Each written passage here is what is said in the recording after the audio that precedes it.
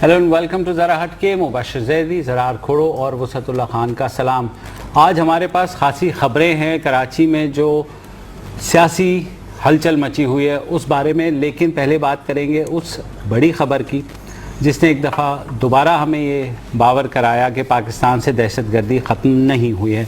मैं बात कर रहा हूँ खैबर पख्तूनख्वा के इलाके चारसद्दा की शब कदर तहसील की, जहाँ पर आज एक खुदकुश हमलावर ने एक मकामी अदालत पर हमला किया और उस हमले में 17 लोग शहीद हुए। इस हमले के बाद एक तालिबान तंजीम ने इसकी जिम्मेदारी कबूल की और कहा कि ये मुमताज़ कादरी के फांसी का रद्द अमल है। ये बड़ी अजीब सी एक बात है, क्यों ज़रा? जी बिल्कुल है, लेकिन इस पर बात करने से पहले हम एक सलाम पेश करते हैं हवलदार नसीम शहीद को। ये वो बहादुर सिपाही हैं खैबर पख्तूनख्वा पुलिस के जिन्होंने खुदकुश हमलावर को गेट के प्रेमिसेस अदालत में एंटर करने से रोका। अगर इन्होंने ये अपनी ये बहादुरी का काम नहीं किया होता तो आज शायद और भी बहुत बेगुनाह जानें ज़ाया हो जाती। हवलदार नसीम 3 बच्चे हैं उनके और he is again one of our heroes. और इसके साथ मैं ये भी कहूँगा कि अगेन इस तरह के मौके में कोई पॉजिटिव चीज़ निकालना बहुत मुश्किल काम होता है। 17 अब तक कैजुअलिटीज हुई हैं, 17 के लगभग जख्मी हुए हैं। एक तो ये कांस्टेबल जिनका आपने जिक्र किया वो हैं, इसके अलावा एक लेडी कांस्टेबल हैं, एक जो मरने वाले हैं उनमें खातून भी हैं और एक बच्चा भी हैं। जमातुल अहरार ने जिम्मेदारी कबूल की है उसकी। इससे पहले कि हम इस बात पे फोकस करें जो अभी आप मुमताज़ कादरी का मेंशन कर रहे थे, एक बात फिर कहूँगा कि पाकिस्तान की पुलिस, ख़ास तौर पे खैबर पख्तूनख्वा की पुलिस ने जितनी कुर्बानियाँ दी हैं, मेरा ख्याल है कि किसी भी मुल्क की कोई भी पुलिस अगर इतना कुछ सह गई होती, इतने हमले साइड पकड़ लेती, टूट जाती, बिखर जाती, ख़त्म हो जाती। और मेरे ख्याल में हमें बहैसियत पाकिस्तानी किसी को भी इन कुर्बानियों को फरामोश नहीं करना चाहिए। हमारी सपोर्ट और हमारी जिस तरह से भी आप चाहे सपोर्ट करें, दिल से करें, चाहे आप। फरामोश का लफ्ज़ भी ना मुझे अजीब सा लग रहा है। तो हम ये क्यों नहीं कह सकते कि हमें तमाम जो लोग हैं जिन्होंने कुर्बानी दी है उन्हें मसावात की बुनियाद पे रिकग्नाइज करना चाहिए। बिल्कुल, पहले भी ये बात की, छूत छात, जात पात, छोटे बड़े महकमे की तमीज़ नहीं होनी चाहिए, इसलिए कि ये कंबाइंड लड़ाई है। बिल्कुल, बेशक। और जिस तरह से हम पुलिस का मजाक उड़ाते हैं या पुलिस को रिडिक्यूल करते हैं, उनकी महरूमियों का भी मजाक उड़ाते हैं, उनके आप चाहे उनके खदोखाल का भी मजाक उड़ाया जाता है। और भी तो खुदारा ये भी एक पहलू है, हम सबकी जानें बचा रहे हैं, फ्रंट लाइन पे हैं, हर जगह हमारी हिफाजत भी करते हैं, तो थोड़ी सी जो है उनके लिए सपोर्ट ज़रूर बनती है। किसी भी तहजीब याफ्ता माशरे में एक टीचर की इज़्ज़त होती है और एक पुलिस वाले की इज़्ज़त होती है। बदकिस्मती से हमारे यहाँ ये दोनों नहीं हैं। अब थोड़ा सा आ जाते हैं इस मुहर्रिकात पर। अच्छा, अब देखें कुछ रस्मी बातें हैं कि ये दहशतगर्द इंसानियत के दुश्मन हैं, रियासत मुसलमान नहीं है, रियासत को तबाह करना चाहते हैं। ठीक है, ये सारी बातें सच भी हैं, बिल्कुल रियासत को तबाह करना चाहते हैं। पुलिस पर हमले किए हैं, स्कूलों पर हमले किए हैं, अदालतों पर हमले किए हैं, तो उसमें कोई हैरान कुन बात नहीं है। बात जो इंटरेस्टिंग है, जैसे अभी आपने पॉइंट आउट की है कि जमातुल अहरार, टीटीपी जमातुल अहरार का कहना है कि ये हम मुमताज़ कादरी की मौत का बदला ले रहे हैं। अच्छा, एक मिनट यहाँ रुकना जी, यहीं रुक गए। ये जो टेररिस्ट हमले होते हैं इनको जवाज की या सफाई की ज़रूरत क्यों पेश आती है? मसलन जब लाल मस्जिद का एपिसोड हुआ तो उसके बाद कितने साल तक वो लाल मस्जिद का इंतकाम लेते रहे, गाजी फोर्स हो गई। अच्छा, अब जाहिर है कि इतना अरसा गुजर गया लाल मस्जिद को, तो अब एक नया सिलसिला जो है, नया जवाज है। कतई नज़र इसके कि उनके फ़िरक़ा वाराना अक़ायद क्या हैं, क्या क्या डिफरेंसेस हैं सेक्टेरियन किस्म के, जवाज के तौर पे हर चीज़ को ओन कर लिया जाता है। दादा गंज बख्श के मज़ार पे हमला भी किया जाता है और मुमताज़ कादरी के साथ यकजहती का इज़हार भी किया जाता है। मैं इसको थोड़ा सा, मैंने MBA किया था IBA से मार्केटिंग में, मैं इसको थोड़ा मार्केटिंग पॉइंट ऑफ व्यू से देख रहा हूँ आज। हाँ, कि अब देखें जैसे कोई भी कंपनी है, फर्ज करें मोबाइल कंपनी है, ठीक है, अब जवाज की आपने बात की, ٹھیک ہے.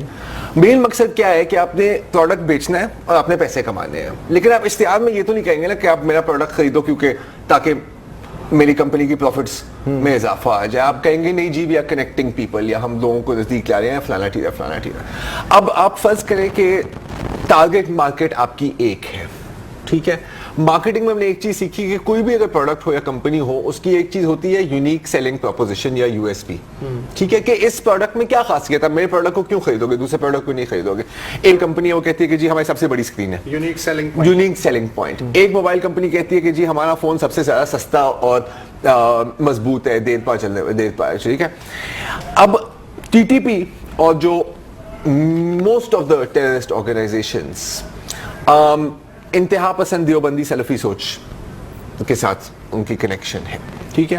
اور ان کی یو ایس پی کیا رہی ہے, ان کی یو ایس پی رہی ہے وائلنٹ جہاد. وہ اور بات ہے کہ اس سو کالڈ جہاد میں بے گناہی مارے جاتے ہیں, اسکول کے بچوں کو قتل کیا جاتا ہے, یہ ہر چیزیں ہم جانتے ہیں, لیکن ان کا موقف یہی رہا ہے. ان کو ریکروٹمنٹ کے لیے بھی یہی آرگیومنٹ یوز کی گئی ہے. اچھا, اب آپ کو جو انتہا پسند بریلوی جماعتیں ہیں, ٹارگیٹ مارکیٹ جو نہیں, ہاں اب ٹارگیٹ مارکیٹ تو ایک ہی ہے نا.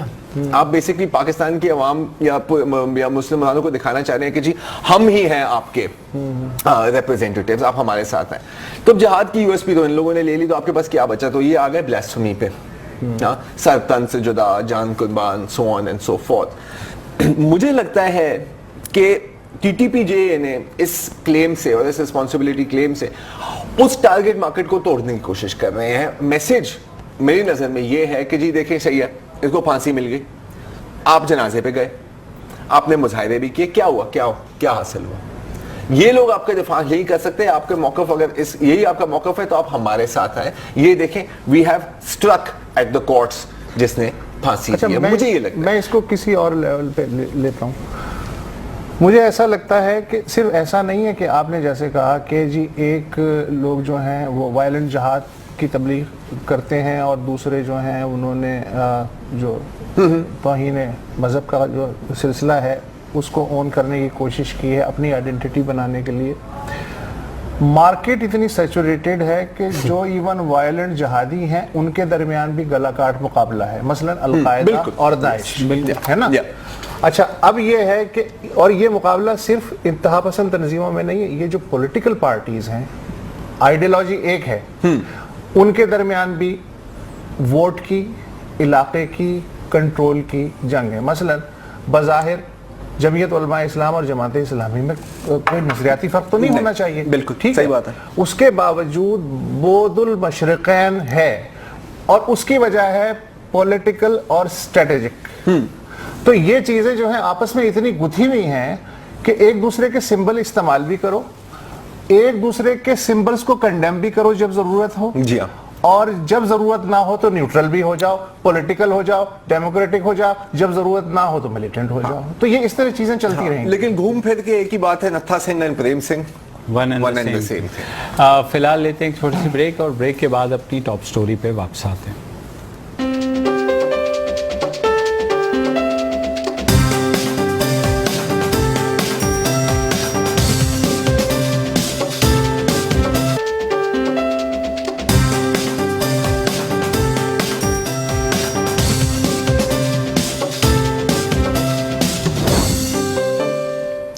Welcome back. اور اب تک آپ لوگوں کو یقیناً پتہ تو لگ ہی گیا ہوگا کہ مصطفیٰ کمال اور انیس قائم خانی کے ساتھ ڈاکٹر صغیر احمد, جو کہ سابقہ صوبائی وزیر صحت بھی رہے ہیں, ایم کیو ایم کے 3 دفعہ ایم پی اے بھی رہے ہیں, انہوں نے بھی اس نئی نامعلوم جماعت کو جوائن کر لیا ہے, جس کا بھی آبویسلی نام نہیں رکھا گیا ہے. یعنی وہ مصطفیٰ کمال اور جو انیس قائم خانی ان کے کیمپ میں آ گئے ہیں. اس سے کیا ہوا ہے؟ کچھ نہیں ہوا ہے. ایک پریس کانفرنس ضرور ہوئی ہے ایک اور, جس میں کہا گیا ہے وہی کم و بیش باتیں دہرائی گئی ہیں جو مصطفیٰ کمال نے کی, جو انیس قائم خانی نے کی. اب آگے کیا ہو رہا ہے یہ آپ کو کوئی اور نہیں بتائے گا, یہ ظاہر ہے ہم ہی بتائیں گے, کیونکہ تحقیقاتی رپورٹر ہے, ہم نے رات کو بھیجا تھا. ایک گدھ پہ میں خود سوار ہو کے اسلام آباد گیا اور پھڑپھڑاتا ہوا واپس آیا, ساتھ ہی ہمارے اور بھی گدھ, نجم سیٹی نے ظاہر چڑیا ان کے پاس ہو گئی, ہمارے پاس گدھے. تو اسلام آباد میں یہ ہو رہا ہے کہ تیاری ہو رہی ہے وہاں پر गवर्नर चेंज की सिंध में जो मियां नवाज शरीफ साहब हैं उनके इनर सर्कल की मीटिंग हुई है और तय ये पाया है कि जनाब मुशाहिदुल्लाह खान साहब जो कि सेनेटर हैं उनको स्टैंड बाय पे रख दिया गया है, क्योंकि ख़बरें ये आ रही हैं कि जो मौजूदा गवर्नर हैं जो कि 14 साल से हैं गवर्नर इशरत उल इबाद, वो शायद अब जा कर के इनको ज्वाइन कर रहे हैं मुस्तफ़ा कमाल एंड कंपनी को। तो पहली शायद बड़ी एक हमें नज़र आएगी मूव जो कि आने वाले दिनों में होगी। मुस्तफ़ा जहाँ तक इशरत उल इबाद का ताल्लुक़ है उनको MQM पहले ही डिसोन कर चुकी है, तो लॉजिकली इट मेक सेंस। लेकिन इस्लामाबाद में जो नून लीग के ज़राए ने बताया कि मुशाहिदुल्लाह खान को कह दिया गया है कि जनाब आप अगले गवर्नर होंगे सिंध के, तो will be seeing a change. और ये जाहिर है अगर मैं थोड़ा क्लियर करूँ, आपका कहना है कि जो डिस्कशंस हो रही हैं या कम से कम जो इतला आप तक पहुंची है उसमें ये इंडिकेशन है कि मुशाहिदुल्लाह साहब को गवर्नर सिंध बनाया जाएगा और फिर इशरत उल इबाद साहब इसके बाद मुस्तफ़ा कमाल के साथ जुड़ जाएंगे। और बिल्कुल बकौल आपके ये एक सिग्निफिकेंट चेंज होगा। इस डॉक्टर सगीर की ज्वाइन करने के आपकी क्या देख रहे हैं, इसमें कोई अहमियत है आपकी? मुशाहिदुल्लाह वाली बात हजम नहीं हो रही, नहीं हो रही आपको? नहीं हो रही, इसलिए नहीं हो रही कि जब इन्हें वजारत से हटाया गया था तो वो जो रिकॉर्डिंग वाला सिलसिला था कि जी वो रिकॉर्डिंग हुई और चीफ ऑफ आर्मी है ना, उसके बाद बिल्कुल साइट पकड़ गए और सबने पहचानने से उन्हें इनकार कर दिया, अकेले घूम रहे थे बेचारे वो। अगर तो ये खबर ठीक है तो यार फौज ने तो बड़े ज़र्फ का मुजाहरा किया है। वैसे सर आजकल बड़े बड़े लोग रिहेबिलिटेट हो रहे हैं। आपके ख्याल में बीइंग अ रिपोर्टर मैंने ये सवाल वापस नहीं पूछा होगा नून लीग से कि जनाब ये जो नहीं मैं आपको जवाब बता रहा हूँ, बात ये नहीं कह रहा आपकी बात, आपने थोड़ी खबर फोड़ी है, आपको तो खबर मिली। हाँ, वो तो गिद्ध का अंडा गिरा था। मैं सिर्फ आपको बता रहा हूँ कि जाहिर है मैंने भी उनसे एग्जैक्टली यही सवाल किया कि मुशाहिदुल्लाह खान का क्योंकि मिलिट्री के साथ पहले ही उनका प्यार पींगे बढ़ चुकी थी, तो इज इट पॉसिबल? तो मुझे जवाब ये मिला कि जनाब केपी में जो भी गवर्नर चेंज हुआ है, आपने दरमियान में सुना होगा कि एक रिटायर्ड जनरल के भी वहाँ तैनाती की खबरें आ रही थी, लेकिन एंड में गया कौन? लेकिन झगड़ा नहीं किया था। नहीं, झगड़ा नहीं किया था, लेकिन उससे पहले जो आ रहा था कि एक लेफ्टिनेंट जनरल रिटायर्ड हैं, वो जो है डिफेंस सेक्रेटरी, तो शायद मुशाहिद भी बन जाए। लेकिन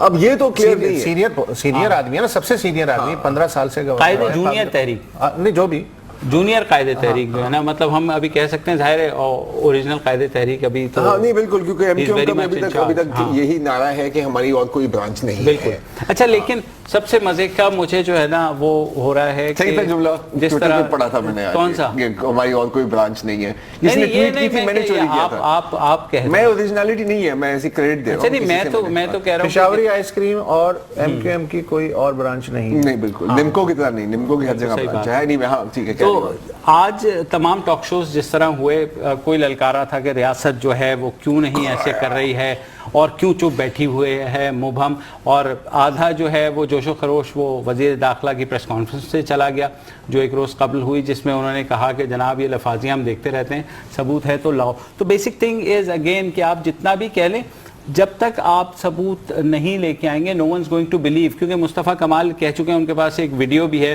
तो वीडियोस तो हमारे पास भी बहुत सारी होती हैं, आपको पता है, लेकिन ये है कि वो ना हम दिखा सकते हैं ना मुस्तफ़ा कमाल साहब वो दिखा सकते हैं। लेकिन देखो आई डोंट थिंक कि सबूत पे तो बात ही नहीं आएगी ना। लेकिन अब मीडिया का अमूमी रवैया क्या है कि मुझे लगता है कि एंकर्स जो है ना वो ऐसी वो खवातीन बन चुके हैं जो झोली भर भर के बद्दुआएं देती हैं कि तेरा कख न रवे, तू तेरी पार्टी जड़ी है ना बस चली जाए। अब तो रशीदा तेरे उत्ते आसमान टूट पड़े, तेरे बच्चे तेरे जोगे ना रहे, इस तरह का है।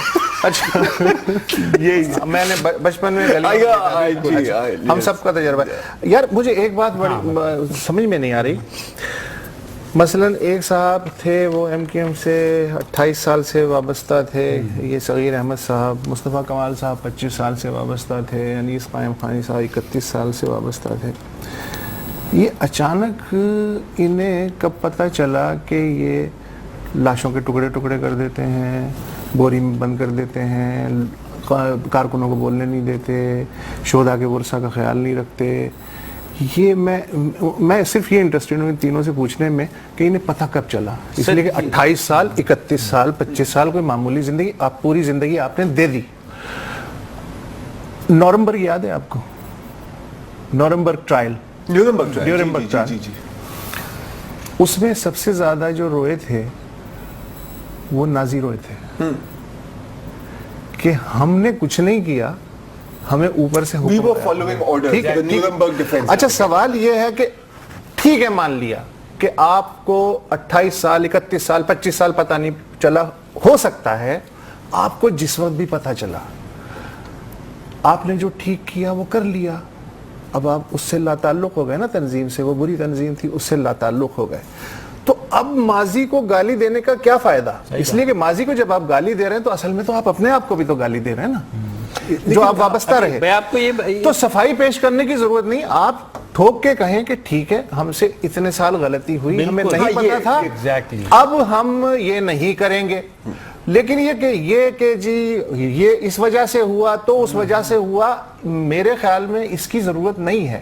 یہ صفائی کیوں پیش کر رہے ہیں؟ بہت چیزیں ہوتی ہیں ان کی ضرورت نہیں ہوتی. آئی تھنک کہ دیکھیں اگر ہم نیورنبرگ ٹرائل کی بات کریں گے تو ہم تو ازیوم کریں گے کہ کبھی ہم ٹرائل تک جائیں گے تو کبھی ٹرائل تک کسی چیز نے جانا ہی نہیں ہے. جو لوگ ابھی یوزفل ہے وہ دھل جائیں گے، جو یوزفل نہیں ہے ان پر پریشر ڈالا جائے گا تاکہ کہ بھائی آپ بھی آ جائیں، آپ بھی دھل جائیں گے، اور آپ کو کم از کم 5-10 سال of time it may buy you. میرے خیال میں یہ چیزیں بھی نا پرانی ہو گئی تھوڑی سی، ساری چیزیں پرانی نہیں تو وہ یہ دھل کے نا دوبارہ گندے ہونے میں زیادہ ٹائم نہیں لگے گا، کوئی فرق نہیں پڑتا. کیونکہ میں 2 روز قبل یہی معلوم کرنے کے لیے نا میں I spent some hours with مصطفیٰ کمال اور انیس قائم خانی، ظاہر ہے ایز اے جرنلسٹ میں جا کر کے پھر ان سے گیدر کرنے کی انفارمیشن کوشش کی کہ what are they up to.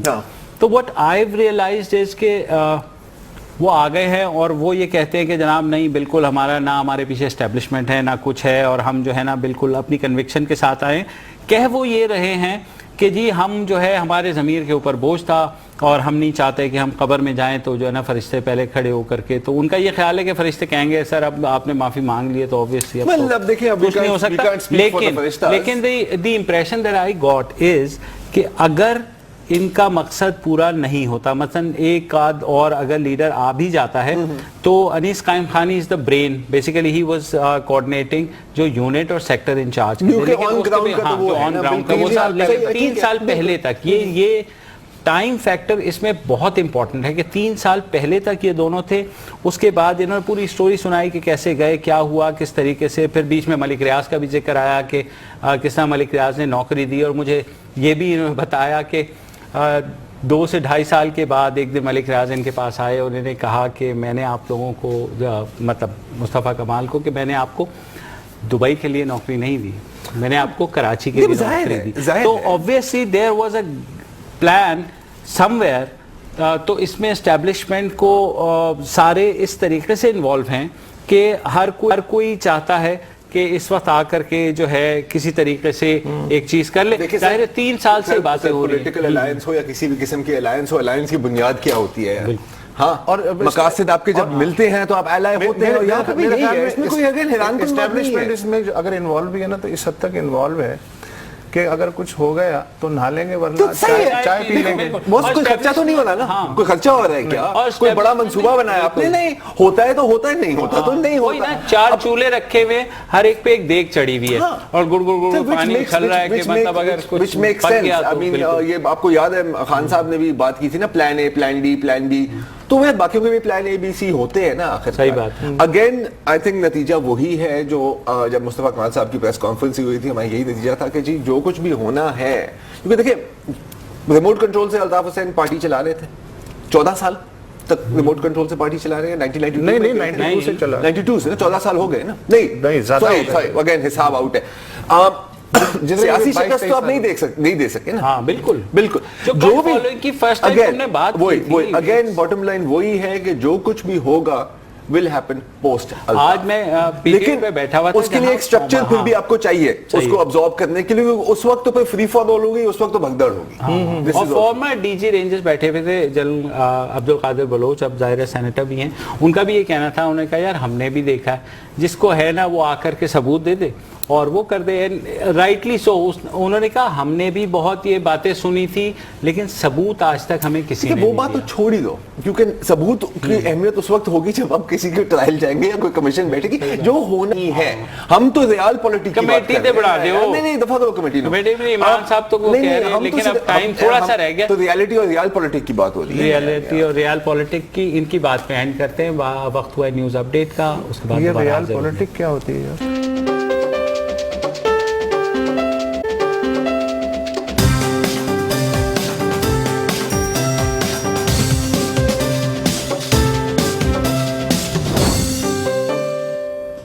Welcome back. اور کل ٹائمز آف انڈیا بھارتی اخبار میں ایک خبر آئی کہ پاکستان کے جو نیشنل سیکیورٹی ایڈوائزر ہے لیفٹیننٹ جنرل ناصر جنجوعہ, ریٹائرڈ, انہوں نے اپنے بھارتی ہم منصب اجیت ڈووال کو یہ خبر دی ہے کہ پاکستان سے دہشت گردوں کا ایک گروپ بھارتی گجرات میں داخل ہو گیا ہے.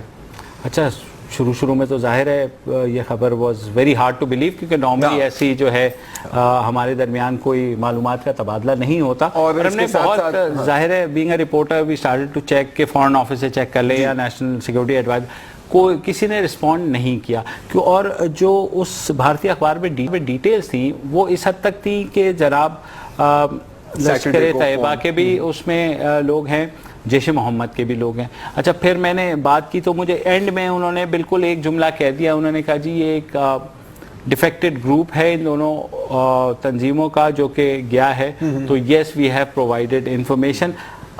اگر آفیشلی ابھی تک بہرحال ایکنالج نہیں کیا ہے, لیکن بھارت نے اس بنا پر گجرات کی سیکیورٹی ہائی الرٹ پہ کر دی ہے اور جگہ جگہ تلاشی کی جا رہی ہے. کیونکہ وہاں پہ مہاشیوراتی کا فیسٹیول چل رہا ہے آج اور کل. اچھا, پاکستان سے نہ کنفرمیشن آئی ہے نہ ڈینائل آیا ہے, لیکن میں پھر بھی اس خبر کو ماننے کے لیے تیار ہوں, اس لیے کہ بہت کم ہوتا ہے کہ انڈین میڈیا میں کسی بھی خبر کو ریلیٹیولی پرو پاکستان یا پازیٹیو فار پاکستان سلانٹ دی جائے. اور اس خبر کو چھپنے کا مطلب, اور یہ Times of India, Hindustan Times میں بھی اس کے اوپر بہت اچھا تبصرہ ہوا ہے.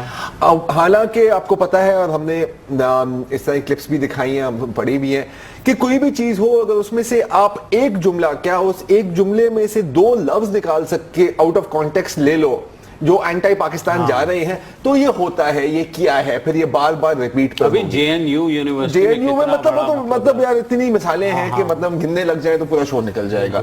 تو اس طرح کی خبر آنا, جہاں تک میں تو ایکسپیکٹ کر رہا تھا کہ جی آج کل دلی میں بہت گرمی ہے اور یہ گرمی بھی ISI نے ہی بھیجی ہے, اس طرح کی خبریں تو میں یوز ٹو ہوں, میں ایکسپیکٹ کرتا ہوں. اس طرح کی خبر بہت کم آتی ہے, that is why I am willing to believe it. لیکن جہاں تک انٹیلیجنس شیئرنگ اور انٹیلیجنس کوپریشن کی بات ہے, تو یہ پہلی دفعہ تو نہیں ہوا. کیوں ہو سکتا؟ پہلی دفعہ تو نہیں ہوا, اس کی تو پرانی ہسٹری ہے. میں اگر بہت ہی پیچھے اگر نہ بھی جاؤں تو 1987 میں جب خالصتان کی تحریک زوروں پہ تھی اور آئی بال ٹو آئی بال دونوں ممالک کے درمیان سرحدوں پہ جو ہے وہ مشقیں وغیرہ ہو رہی تھیں اور لگتا تھا جیسے جنگ چھڑنے والی ہے, تو اس وقت جو را کے اس وقت کے چیف تھے AK ورما اور اپنے ISI کے جنرل حمید گل صاحب, ان کی سوئٹزرلینڈ میں ملاقات ہوئی according to this Times of India report, ٹھیک ہے. اور اس کے بعد ٹینشن ڈی ایسکلیٹ ہونی شروع ہوئی. جو اور انہوں نے مثالیں دی ہیں اس میں یہ ہے کہ جو اس سیٹرڈے کو, یہ جو 2 دن پہلے ہے, جنرل ناصر جنجوعہ نے جو اپنے کاؤنٹر پارٹ ہیں انڈیا کے قومی سلامتی کے مشیر اجیت ڈووال, ان کو یہ دیا کہ جی ایک منحرف گروپ جو ہے وہ داخل ہو گیا, لہٰذا آپ کچھ اپنے طور پہ انتظام کر لیں. اس سے پہلے جو ہمیں مثال ملتی ہے وہ ہے, آپ کو یاد ہوگا 15 دسمبر 2003 کو راولپنڈی اور اسلام آباد کے اندر جھنڈا چیشی کا جو پل تھا, اس پہ سے جنرل مشرف کا قافلہ گزر رہا تھا اور مشرف کی گاڑی گزرتے ہی وہ دھماکہ ہوا اور وہ بال بچ گئے. اس رپورٹ کے مطابق را نے پاکستان کو فون کالز ٹریس کر کے اس واردات سے پیشگی اطلاع دے دی تھی کہ ایسی کوئی گڑبڑ ہونے والی ہے. اچھا, را کے جو سربراہ تھے CD صاحب اس اور جو جنرل احسان الحق تھے ISI کے سربراہ, یہ جو آگرہ سمٹ ہوئی تھی اس کے بعد کی انڈرسٹینڈنگ کے تحت انہوں نے کئی ملاقاتیں کی اور ایک جوائنٹ میکینزم کہ جی ہم پیشگی ٹیررزم سے ریلیٹڈ جو اسپیسیفک انفارمیشن ہے ان کو دیں گے. انڈیا کو اس وقت بڑا پرابلم یہ تھا کہ لائن آف کنٹرول سے انفلٹریشن ہو رہا تھا, تو آپ کو یاد ہوگا مشرف کے زمانے میں بالکل پیس ہو گیا تھا اور انفلٹریشن وغیرہ رک گیا تھا. تو وہ اس میکنزم کی وجہ سے تھا جو دونوں انٹیلیجنس ایجنسیوں کے درمیان تھا. لیکن پھر ہو گیا 26 نومبر 2008 ممبئی اٹیک, اور اس کے بعد ساری چیزیں جو ہیں ان کی گیم اوور ہو گئی. اس کے بعد اب دوبارہ میرا خیال ہے کہ انڈرسٹینڈنگ کا ایک لیول اسٹیبلش کیا جا رہا ہے. اب آپ نے ممبئی کی بات کی نا, تو پہلے جملے میں ہی ممبئی کا ذکر ہے اس ٹائمز آف انڈیا سٹوری میں کہ یہ ایک ممبئی یا 26/11 سٹائل اٹیک کرنا چاہ رہے تھے ریلیجیس سائٹس اور پروسیشنز پر گجرات. دو دن ہے نا, بالکل. اب اس کو نا تھوڑا ہم پٹھان کوٹ کے کانٹیکس میں دیکھتے ہیں. اگر آپ سوچیں کہ آپ ایک دہشت گرد تنظیم ہو یا آپ ایک ملیٹنٹ گروپ ہو اور آپ چاہتے ہیں کہ جی پاکستان اور انڈیا میں ٹینشن رہے. کچھ روز پہلے ہم اسامہ بن لادن کی پیپرز کو بھی ڈسکس کر رہے تھے, تو ظاہر ہے کہ ان کی بھی یہی کنکلوژن تھی کہ جتنی ٹینشن ہو ہمارے لیے بہتر ہے, ہمارے لیے اسپیس بنتی ہے. ٹھیک ہے, آپ نے کیا پٹھان کوٹ, آپ نے دیکھا کہ نہیں فوجیں سرحدوں تک نہیں گئی, ہائی الرٹ نہیں ہوئے, کمیونیکیشن بریک ڈاؤن نہیں ہوئی, تو آپ نے کہا کہ یار اس سے تو کام نہیں بنا, ایک ہاتھ آگے مسالہ تیز کرو اور اس دفعہ آپ ہٹ کرو ریلیجیس سائٹس کو, ریلیجیس پروسیشنز کو, وہ بھی گجرات میں. ہاں, Modi's home state, accidental target تو نہیں ہے نا یار, کلیئر ٹارگیٹ ہے نا. تو اس کا مطلب ہے کہ ان کا تو یہ پلان ہے. پاکستان کی حکومت اور پاکستان کی ریاست کو بھی پتا ہے کہ یہ پلانز ہیں, اور ان کو اتنا بھی پتا ہے کہ اگر ایسا کچھ ہو گیا تو پھر وہاں سے واپس جانا, نارملائز کرنا, سارا جو ملبہ ہے وہ تو ریاست پہ گرے گا. اچھا, لیکن ایک بات میری سمجھ میں نہیں آ رہی بھائی جان کہ یہ دونوں ملکوں کی عجیب ایک سائیکی ہے کہ ایک طرف تو یہ سینسٹیو انٹیلیجنس شیئرنگ کر رہے ہیں اور پیشگی اطلاعات دے رہے ہیں, دوسری طرف جو سامنے کی حرکتیں ہیں, مثلا پاکستان یہ انٹرنیشنل 20 کھیل پائے گا, ٹیم جا پائے گی, نہیں جا پائے گی. سابق فوجیوں کی تنظیم جو ہے اس نے دھمکی دی ہے وہاں پہ کہ جی ہم تو دھرمشالہ میں پچ کھود دیں گے اور مظاہرے کریں گے. اور جو ویر بہادر سنگھ ہیں وہاں ریاست کے چیف منسٹر, انہوں نے ایفیڈیوٹ جمع کرایا عدالت میں کہ ہم جو ہے سیکیورٹی فراہم کریں گے, لیکن ایک تشکیک کی فضا ہے. تو ایک طرف تو حساس معلومات کا تبادلہ ہوا ہے اور دوسری طرف پاکستان پہ سوالیہ نشان لگایا جا رہا ہے کہ کرکٹ میں جائے یا نہ جائے. یہ کیا چکر ہے سر؟ یہ میں ایک اصلا آپ فیس بک پر ہے نا, میں فیس بک پہ زیادہ نہیں ہوتا, آپ نے دیکھا ہے نا اس کے اوپر ریلیشن شپ اسٹیٹس. ہاں کیا ہے, single in a relation ship, third choice کیا ہے, اٹس کمپلیکیٹڈ. تو اٹس کمپلیکیٹڈ نا یار, ریئل ورلڈ از کمپلیکیٹڈ یار. میں تو بس اتنی بات کروں گا. جی مبشر صاحب, اچھا کرکٹ کی بات ہوئی ہے, کرکٹ کی بات کر رہا ہوں. آج ہماری ٹیم بھی گئی ہے وہاں پر, سیکیورٹی ٹیم, جو کہ جا کر کے اس بات کو دیکھے گی, جانچے گی کہ بھئی وہاں جو ہے کس حد تک سیکیورٹی کا مسئلہ ہو سکتا ہے. ظاہر ہے جانچ بھی آئے تو دونوں ممالک کے درمیان پھر بھی یہ کہنا وہ کبھی بھی صحیح نہیں ہوتا کہ 100% جو سیکیورٹی ہے. شروع کی تاریخوں میں تو کوئی میچ نہیں ہے. نہیں, شروع کی تاریخوں میں کوئی میچ نہیں, اگلے ہفتے. لیکن کیونکہ چودھری نثار نے پریس کانفرنس کر دی تھی 2 روز قبل, انہوں نے یہ بھی کہا تھا کہ ڈیلے ہو سکتا ہے. تو توقع یہ ہے بدھ یا جمعرات کو ہماری ٹیم بہرحال نکل جائے گی, یا نہیں نکلنے کا چانس بہت کم ہے. دعائیں شائقین کی یہی ہیں کہ نہ جائیں تو کسی طریقے سے جو ہے مطلب جانے نہ جانے سے کیا فرق پڑے گا اگر پرفارمنس کے حساب میں دیکھا جائے. صحیح بات, بلکہ یہ نہ کہہ دو کہ یہ میچ جیت کے آنا, پریشر نہ ڈالو. اگر نہ جائیں تو اس میں یہ فائدہ ہے کہ کہنے کو یہ رہ جائے گا کہ دیکھو اگر ہم جاتے تو کب تو 100% لانا ہی لانا تھا, کب اس کو یہ کہنے جو کہ تو رہ جائے گا. یہ بھی ہے. اور دوسری صورت میں ہار کے آ گئے تو قوم کہے گی سیکیورٹی ٹیم کو کہ یار تھوڑا بلف ہی کر دیتے. نہیں یار سر, آپ کو پتا اگر ہار کے آئے گی نا تو پکا یہ کیوں ہے, کیونکہ نواز شریف نے لوہا بیچنا تھا. آپ کو بھی پتا ہے. صحیح بات ہے. تو ناظرین فی الحال تھوڑی سی آپ سطحی گفتگو پہ اتر اور بریک کے بعد دوبارہ حاضر ہوں.